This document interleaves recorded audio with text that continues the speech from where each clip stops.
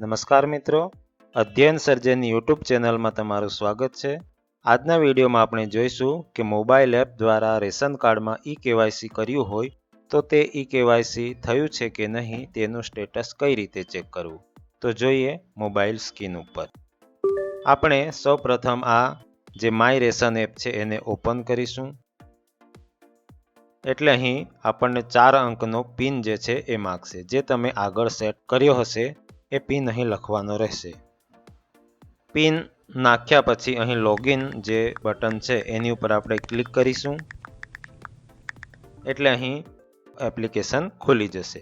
સૌથી ઉપર અહીં ખૂણામાં આધાર અને મોબાઈલની સ્થિતિ આ રીતનું જે લખેલું છે એની ઉપર આપણે ટચ કરીશું, એટલે અહીં રેશન કાર્ડ નંબર, જો તમે આગળ રેશન કાર્ડ એમાં નાખ્યો હશે તો એ આવી જશે, અને જો નહીં નાખ્યો હોય તો અહીં તમારે તમારા રેશન કાર્ડનો જે નંબર છે એ અહીં નાખવાનો રહેશે।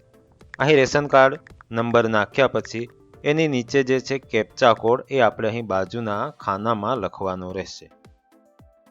આ કેપ્ચા કોડ નાખ્યા પછી અહીં નીચે વિગત બતાવો આ જે બટન છે એની ઉપર આપણે અહીં ક્લિક કરીશું, એટલે તમારા રેશન કાર્ડમાં જેટલા પણ સભ્યો છે એ બધા સભ્યોની વિગત અહીં આવી જશે।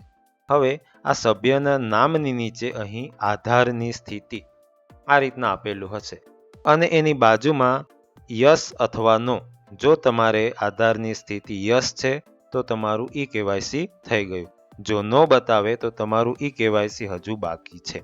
જો યસ હશે તો એની બાજુમાં તમારો આધાર કાર્ડ નંબર, એના પણ છેલ્લા 4 અંક અહીં બતાવશે, અને કઈ તારીખે તમે ઈ-કેવાયસી કર્યું છે એ પણ અહીં બતાવશે।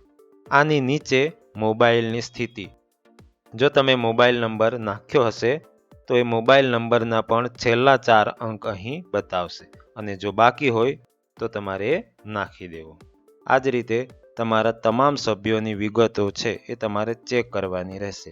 જો કોઈકને અહીં આધારની સ્થિતિમાં નો આવશે તો તમારું ઈ-કેવાયસી હજુ થયું નથી, અને તમારે ફરી એનું ઈ-કેવાયસી કરવું પડશે।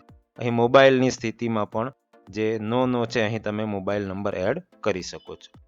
આ જ રીતે તમે તમારા દરેક સભ્યોની વિગતો છે અહીં ચેક કરી શકો છો। તો બસ આજે એટલું જ। જો તમને અમારો વિડીયો ગમ્યો હોય તો વિડીયોને લાઈક અને ચેનલને સબસ્ક્રાઈબ જરૂરથી કરજો। ધન્યવાદ।